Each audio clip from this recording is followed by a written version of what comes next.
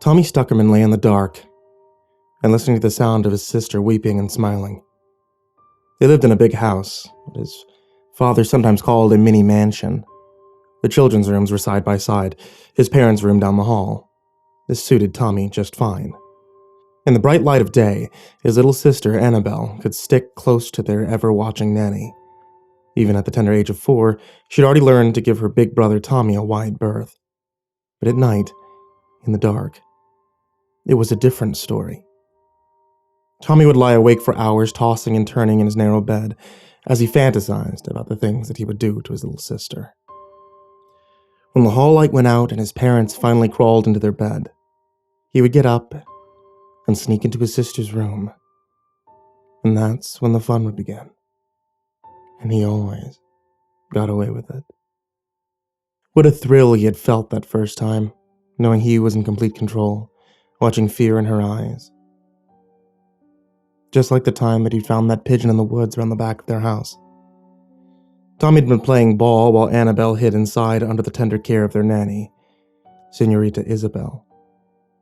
The senorita did not like Tommy much, and often sent him outside to play, even when the day was dark and overcast, or even worse, when his favorite TV shows were on. Bitch, Tommy had muttered, kicking his ball as hard as he could, perhaps imagining it was the senorita's head as it sailed through the sky, bouncing past their perfectly manicured lawn before disappearing into the woods that surrounded their 10-acre property. Crap, Timmy said as he lumbered after the ball and into the shady tree line. Technically, Tommy was not allowed into the woods, but the rules did not apply to him. The rules were for normal people, and even at 7, Tommy knew he was special. The woods had been cool that day, with stray rays of sunlight cutting through the leaf-shrouded canopy, illuminating the forest floor. Tommy had spotted his ball right away. It rolled down a small hillock and lay bobbing in a tiny trickling stream that weaved its way through the forest. Something splashed and fluttered beside his bobbing ball. A gray thing. And as Tommy drew closer, his ball all but forgotten, he saw that it was a small pigeon with a broken wing, clawed up and bleeding. He hurried over and fell to his knees, greedily scooping the struggling bird out of the cold water. Immediately began to peck at the back of his hand, but Tommy didn't mind a single bit. He was transfixed by the blood that coated the small bird's feathers, and he imagined that he could see the panic in its little black beady eyes, and feel the pounding of its fragile heart against the skin of his tight fist. Kneeling down, he slowly, almost reverently, put the bird back into the stream, holding it tighter, relishing the feeling of its feeble struggling as he slowly, oh so slowly, forced its head back under the freezing water. He held it there for some time until its struggles started to become more feeble, before quickly dragging it back out. Thankfully, it was still alive, its beak open and closing as if gasping for air. Tommy smiled, a smile that would have sent his sister screaming from the room as he remembered the penknife in his jeans pocket. After that, things became a little vague, misty. When Tommy had come to, all that was left of the bird was a red ruin in his hands, surrounded by a few sticky feathers and blood. There was blood everywhere, on his hands, between his fingers, even clotted under his fingernails. Guiltily, Tommy had looked around, but there was no one near.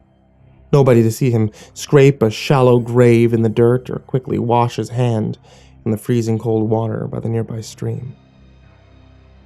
Less than an hour later, he was back home, drinking milk and eating cookies in front of the TV. When Annabelle tottered in a few moments later, he smiled at her, his best big brother smile, and asked her if she would like to go for a walk in the woods sometime. The thought of all that had happened that day had excited Tommy all over again, and he hopped out of bed, deciding to give Annabelle a second helping for the night. It was Christmas Eve, after all, and she deserved something a little special. A Christmas treat, you might say. He had just reached for the door handle when something brushed against his toes, causing him to cry out and jump back in alarm. It was a note, written on what looked like a red card with silver glittery writing that seemed to glow in the dark. Almost as if in a dream, Tommy reached down and picked it up, reading the words under his breath. The letter simply read, "Come downstairs. I have a gift for you. Love, Santa." As Tommy looked on in surprise, the letter slid off the page, showering his pajama-clad legs and naked feet in a cascade waterfall of glitter. Excited now, Tommy opened the door and hurriedly tiptoed down the landing, trying desperately not to wake anyone. Santa was here, and Tommy was not for sharing. Taking the stairs two at a time, he ran down the marble staircase and into the main hall. There was a huge Christmas tree, reaching up towards the ornate ceiling, but it was the soft fire glow emanating from the sitting room to Tommy's right that drew his attention. "Santa?" he whispered, his whole body trembling with excitement. As he ran to the open doorway, skittering to a halt, his eyes widened as he looked on with amazement at the figure seated in his father's chair. It was Santa, bushy beard, red suit and all. "Santa?" Tommy grinned. "It really is you." "Sure is," Santa chuckled. "Come over here, Tommy. You and I need to have a little chat." Tommy did as he was bid, kneeling with reverence at Santa's booted feet. From this position, and even sitting down, Santa looked immensely tall. His face filled all of Tommy's vision as he looked down upon him with a toothy grin. A grin that turned into a grimace, as if Santa had smelled something bad. "You've been a bad boy, Tommy," he said, shaking his head softly. "You've been a very bad boy indeed." With a sigh, he pulled an ancient-looking parchment from between the brass buttons of his jolly red coat. "Do you know what this is, Tommy?" he said, brandishing the parchment like a club, causing a startled Tommy to recoil before the big man's anger. "This is the naughty list, Tommy, and your name is right at the top. That's a bad thing, Tommy, a very bad thing indeed. In fact, it's so bad that I'm afraid you're going to have to come with me." "With you," Tommy said, trying to draw away, but Santa's hand shot out, pinching the boy's arm cruelly. Tommy felt the power of the big man's hand and began to struggle and scream, shouting for his parents, but it was no good. Santa only shook his head, sadly. "They're asleep, Tommy. Even that poor, frightened child you call a sister, they're all having the sweetest dreams. I sprinkled them with pixie dust. An extra pinch for that poor sister of yours." "Talking about your sister, I have an extra special gift for her and you," he said, shaking Tommy roughly. "You are going to help me make it for her. You owe her that much, to be sure." Holding Tommy down, he reached behind his chair, and with a grunt, he pulled out a large sack. As Tommy watched in horror, the big bag began to pulse and undulate at Santa's touch. "Now," he said, dragging Tommy to his feet, "now you get your present."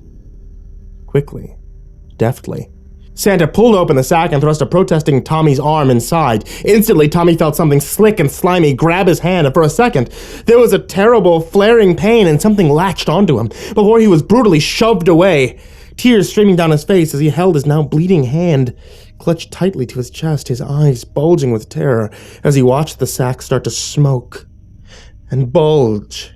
"Here it comes," Santa chuckled as the sack exploded in a blazing light of red and green. When the smoke disappeared, a boy stood in his place. A boy that looked exactly like Tommy.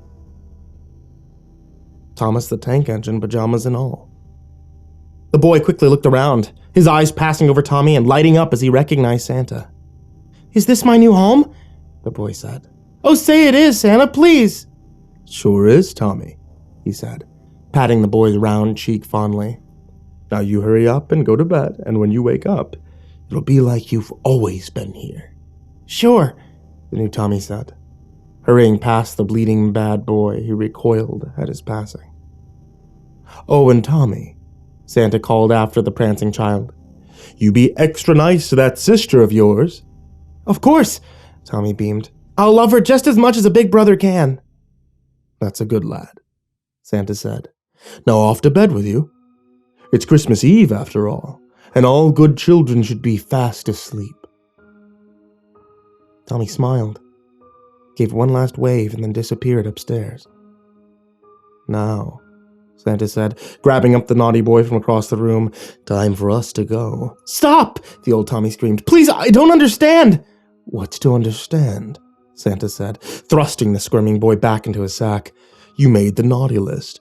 You were going to grow up and be a very bad man, Tommy. You were going to hurt a lot of good people, starting with that poor sister of yours. But not now. Now, you're coming with me. Where? Tommy screamed, trying to fight his way out of the clinging sack. Where are you taking me? To Christmas Land, of course, Santa said, pushing him down. There's a workbench there with your name on it, where you'll make toys for all the good children of the world. You'll make toys there forever. But not to worry, he said, snapping closed the sack on Tommy's screaming face. Every Christmas day you get to relax. Hell, sometimes we even take the chains off.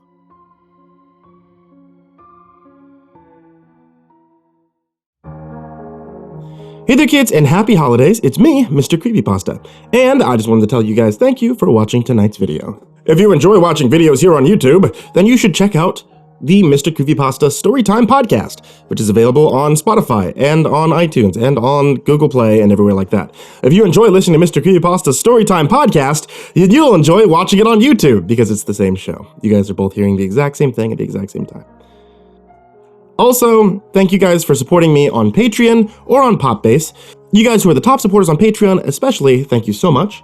Like Joey Gilbert, Jordan Alexander Sanchez, Wayne Milstead, Chambinski, Ken Lando Higuchi, Brianna Tine-Janzen, Stephen Van Huss, Tristan Pelton, G Weevil 3, Diana Kraus, Asia, The Red Oak Shield Virus, Sandy Barney, Nico Kyle, Caleb Dougal, Daniel Paulson, Dante Rao, Last Blade Song, The Ginger Bros, Don Muemeister, Eliminator 86, Nebsky, Finley E. Hopkins, Steampunk Sinner, Rafael Rodriguez, Optimistic Avocado, and Dr. Strawberry. Everyone there, as well as in the description down below.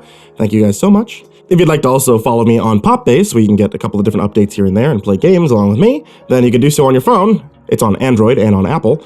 And if you guys are looking for something like a hot beverage, such as, say, a tea for the cold winter months, then my wife is still selling teas over at etsy.com/shop/ivorymonocletea, including a MrCreepyPasta tee that has me on it, dabbing. Don't actually, if you do order that tee, request that sticker because we made it, but she didn't want me to put it on the tee because she said it wasn't professional. I think it's whatever. Check back throughout the entirety of the holiday season for more horror stories every single day. Forever. Sweet dreams, kids.